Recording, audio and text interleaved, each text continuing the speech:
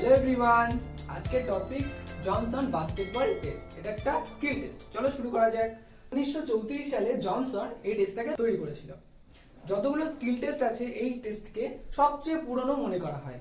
তো জনসন তার master thesis অর্থাৎ স্নাতকোত্তর স্তরে পড়ার সময় স্নাতকোত্তর নিবন্ধে এই টেস্টটাকে প্রস্তুত করেছিল। এই টেস্টের উদ্দেশ্য কি ছিল? উদ্দেশ্য ছিল বাস্কেটবল খেলার মৌলিক নিপুণতাকে পরিমাপ করা, কে কত ভালো বাস্কেটবল খেলতে পারে তার পরিমাপ করা। তো বয়স এবং লিঙ্গ কি ছিল, মানে কাদের জন্য তৈরি করা হয়েছিল না, উচ্চ বিদ্যালয়ের বালকদের জন্য। তো এই টেস্টের ভ্যালিডিটি ছিল 0.88, রিলায়েবিলিটি ছিল 0.89। ভ্যালিডিটি মিন্স বৈধতা এবং রিলায়েবিলিটি মিন্স বিশ্বাসযোগ্যতা। এবার আমরা দেখব কি টেস্ট আইটেম। ঠিক আছে, তো বাস্কেটবল স্কিল টেস্ট শুরুতে টেস্ট আইটেমের সংখ্যা ছিল 7টি। কি কি? বেসিক বাস্কেটবল স্কিল টেস্ট এবং পোটেনশিয়াল বাস্কেটবল স্কিল টেস্ট মিলিয়ে 7টা টেস্ট আইটেম ছিল। কিন্তু পরবর্তীকালে এই 4টি স্কিল টেস্ট বাদ হয়ে যায়, যেগুলো এগুলো নর্মাল সাধারণ জিনিস, footwork, jump and reach, dodging run প্রভৃতি, এগুলো বাদ হয়ে যায়। মেইনলি আসে কি field goal speed test, basketball throw for accuracy এবং বাস্কেটবল ড্রিবল টেস্ট। তো আমরা এই তিনটেই পড়বো। এখন মেইনলি যদি কোশ্চেন আসে যে জনসন বাস্কেটবল টেস্টে কটা টেস্ট আইটেম আছে, তো আমরা কি বলবো? 3টি টেস্ট আইটেম আছে। কি কি? এই 3টি। ওকে, ক্লিয়ার? তো এই টেস্টটা করতে কি কি উপকরণ লাগবে? 3টে টেস্ট আইটেম আছে, তো 3টে টেস্ট করতে কি কি উপকরণ লাগবে? কি কি লাগবে দেখি। বাস্কেটবল লাগবে কিছু, মোটামুটি 10টা মতো বাস্কেটবল লাগবে। তো বাস্কেটবল খেলার কোর্ট এবং সংলগ্ন উপকরণ। কোর্ট আর সংলগ্ন উপকরণ বলতে কি বোঝায়? যে বাস্কেটবল খেলার কোর্ট, মার্কিং, তারপরে ঝুড়ি, মানে যার মধ্যে বাস্কেট খেলা হবে, মানে স্টুডেন্টদের বসার স্থান, ঠিক আছে, প্রভৃতি। তারপরে কি লাগবে? একটি লক্ষ্যবস্তু লাগবে। লক্ষ্যবস্তু মিন্স মানে চারকোনা হতে পারে বা গোল হতে পারে। আচ্ছা, আমরা আর্চারিতে দেখেছি একটা গোল লক্ষ্যবস্তু থাকে, যেন মাঝখানে একটা কালার থাকে, তারপর একটা কালার থাকে, মাঝখানে লাগলে 10 পয়েন্ট, এরকম যে লক্ষ্যবস্তু থাকে না, সেই লক্ষ্যবস্তু থাকবে এখানে সেম। ওকে, তা 4টি বাধা লাগবে। বাধা মিন্স চেয়ার থাকতে পারে, হার্ডলস থাকতে পারে, চুন লাগবে মার্কিং করার জন্য, আর স্টপ ওয়াচ লাগবে এবং স্কোর শিট। হয়ে গেল? বোঝা গেল? এন্ড এবার আমরা দেখব ফিল্ড গোল স্পিড টেস্ট। প্রথম test item field goal speed test. এই টেস্টের উদ্দেশ্যটা কি না, সময়ের মধ্যে সঠিকভাবে যত দ্রুত সম্ভব বাস্কেট করার সক্ষমতা। 30 সেকেন্ড সময় দেওয়া। আচ্ছা, পদ্ধতিটা কি? অভিক্ষার্থীকে 30 সেকেন্ড সময় দেওয়া হবে এবং সে বাস্কেটের নিচে যেখানে খুশি নিজের পছন্দসই জায়গা ব্যবহার করে সে 30 সেকেন্ড সময়ের মধ্যে বাস্কেট করতে হবে, যতবার পারবে। ঠিক আছে, যতবার খুশি বাস্কেট। এখান থেকে একবার, ধরো কি বলবো, এখান থেকে একবার করলো, এখান থেকে একবার করলো, সে নিজের ইচ্ছা মতো যেখান থেকে খুশি দাঁড়িয়ে বাস্কেট করতে পারবে। বোঝা গেল? এবার স্কোরিংটা কিভাবে হবে?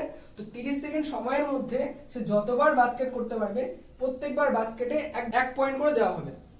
সে ধরো সে 30 সেকেন্ড সময়ের মধ্যে 15 বার বাস্কেট করতে পেরেছে, এটা হচ্ছে তার স্কোর।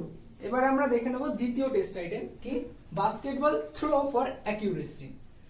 এর উদ্দেশ্যটা কি না, কাঁধের শক্তি এবং ধারাবাহিকভাবে নির্ভুল নিক্ষেপের ক্ষমতার পরিমাপ করা, অর্থাৎ বারবার এবং নির্ভুলভাবে নিক্ষেপ ক্ষমতার পরিমাপ করা। তো নিক্ষেপটা করবে কোথায়? তার জন্য আমাদের লক্ষ্যবস্তু লাগবে, যার উপরে বাস্কেটবলটা নিক্ষেপ করা হবে। তো লক্ষ্যবস্তু দুরকম হয়, একটা হচ্ছে আয়তক্ষেত্রের মতো চারকোনা, আর একটা হচ্ছে গোল বৃত্তের মতো। তো যদি আয়তক্ষেত্রের মতো হয় তাহলে এর 3টে অংশ থাকবে। সবচেয়ে বাইরের যে আয়তক্ষেত্রটা আছে তার পরিমাপ হবে 60 ইঞ্চি ইন্টু 40 ইঞ্চি, মাঝখানেরটা হবে 40 ইঞ্চি ইন্টু 25 ইঞ্চি এবং একদম ভেতরেরটা হবে 20 ইঞ্চি ইন্টু 10 ইঞ্চি। যদি বৃত্ত হয় তাহলে মধ্যবিন্দু থেকে প্রথম বৃত্তের ব্যাসার্ধ হবে 9 ইঞ্চি, দ্বিতীয় বৃত্তের ব্যাসার্ধ 19 ইঞ্চি এবং তৃতীয় বৃত্ত 29 ইঞ্চি হবে। এইবার প্রশ্ন হচ্ছে, যদি চৌকো হয় আয়তক্ষেত্রের মতো, তাহলে এটা মাটি থেকে 14 ইঞ্চি উপরে থাকবে। কত ইঞ্চি? 14 ইঞ্চি উপরে থাকবে। ঠিক আছে, এবং এই আয়তক্ষেত্রের লক্ষ্যবস্তু থেকে 40 ফুট দূরে, কত ফুট?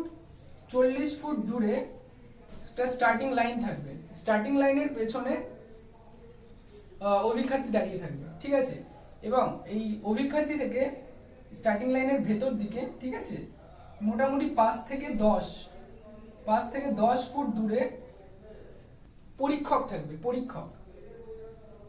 ঠিক আছে, এখানে দাঁড়িয়ে থাকবে, পরীক্ষক থাকবে। কার? এই অভিক্ষার্থীর ডান দিকে এবং স্টার্টিং লাইনের ভেতরে 5 থেকে 10 ফুট দূরত্বে পরীক্ষক দাঁড়িয়ে থাকবে, ঠিক আছে, এক্সামিনার। আর এই যে লক্ষ্যবস্তুটা আছে, লক্ষ্যবস্তুর ডান দিকে, লক্ষ্যবস্তু থেকে ডান দিকে, ঠিক আছে, এটাও 5 থেকে 10 ফুট দূরত্বে রেকর্ডার থাকবে। রেকর্ডার মিন্স যে গুনবে কোথায় কোথায় লাগলো এবং কত পয়েন্ট সে পেলো, ঠিক আছে।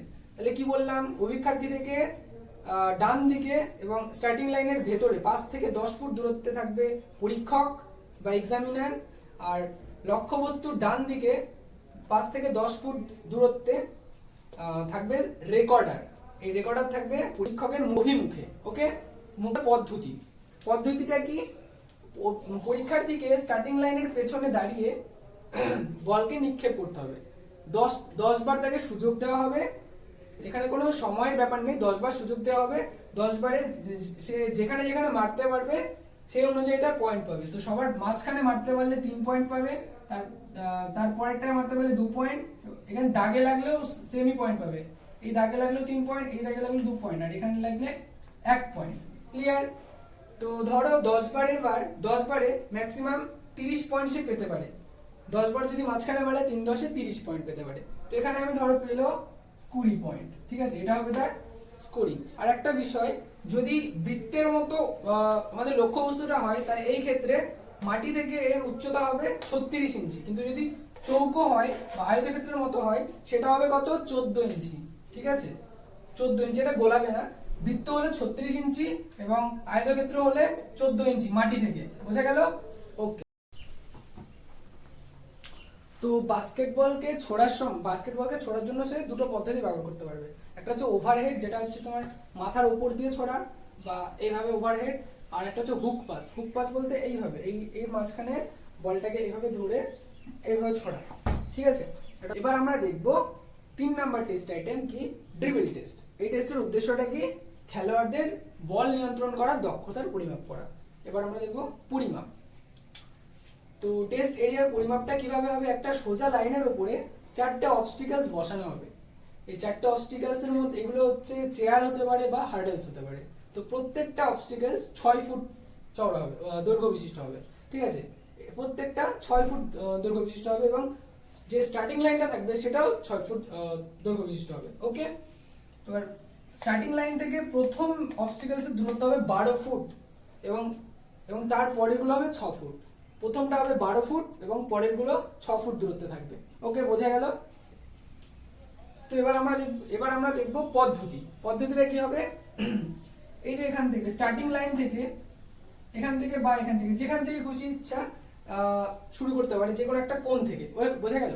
যে কোনো একটা কোণ থেকে অভিক্ষার্থীকে জিগজ্যাগ পদ্ধতিতে এই 4টে বাধা মোড়ের চারপাশ দিয়ে ড্রিবল করতে হবে 30 সেকেন্ড সময়, 30 সেকেন্ড সময় পর্যন্ত, ঠিক আছে।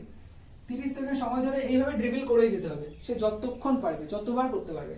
তো এবার হচ্ছে পয়েন্ট, স্কোরিংটা কিভাবে হবে, স্টার্টিং লাইন থেকে শুরু হবে।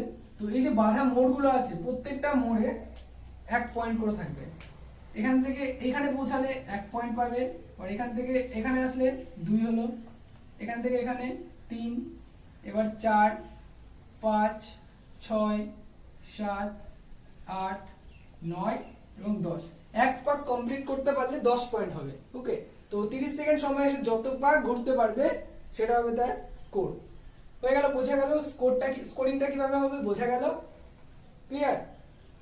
ওকে, তো এবার হচ্ছে টোটাল স্কোর। 3টে আমাদের টেস্ট আইটেম ছিল, 3টে টেস্টের আলাদা আলাদা স্কোর বেরিয়েছে। তো 3টে স্কোরকে একত্রে মিলিয়ে যে স্কোরটা হবে সেটা হচ্ছে আমাদের টোটাল স্কোর। তো টোটাল স্কোর কিভাবে বের করব? তো ফিল্ড গোল স্পিড টেস্টে আমরা বলেছিলাম, ধরো ফিল্ড গোল স্পিড টেস্টে কি হয়, একটা ঝুড়ির মধ্যে ঠিক সে কতবার স্কোর করতে পারছে। ধরো আমি ধরেছিলাম মোটামুটি 15 বার সে ধরো করতে পারলো। বাস্কেটবল থ্রো ফর অ্যাকিউরেসি, অর্থাৎ যে আমাদের লক্ষ্যবস্তুটা ছিল, ঠিক আছে, সে সেখানে কত পয়েন্ট করতে পারলো। এখানে মাঝখানে মারলে 3, এখানে 2, এখানে 1 পয়েন্ট পাবে। তো 10 বার করার পরে সে কত পয়েন্ট পেল, ঠিক আছে। ধরো আমরা ধরে নিলাম 20 পয়েন্ট সে পেয়েছে, এটা ছিল তার স্কোর।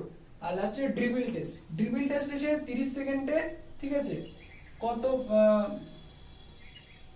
30 সেকেন্ড এরকম জিগজ্যাগ পদ্ধতিতে গিয়ে সে কত পয়েন্ট করতে পারলো সেটা হচ্ছে তার টোটাল স্কোর। আমরা এখানে ধরে নিলাম সে মোটামুটি 15 পয়েন্ট সে অর্জন মানে করেছে। তাহলে এখানে টোটাল স্কোর কি হবে? টোটাল স্কোর হবে 30 50। এটা হচ্ছে তার টোটাল স্কোর। বোঝা গেল? এইভাবে টোটাল স্কোর বার করতে হবে। ক্লিয়ার? তো আজকের ভিডিও এ পর্যন্তই। যদি ভিডিওটা ভালো লেগে থাকে অবশ্যই লাইক করো এবং চ্যানেলটাকে সাবস্ক্রাইব করো এই ধরনের ভিডিও পেতে। সো জয় হিন্দ, বন্দে মাতরম।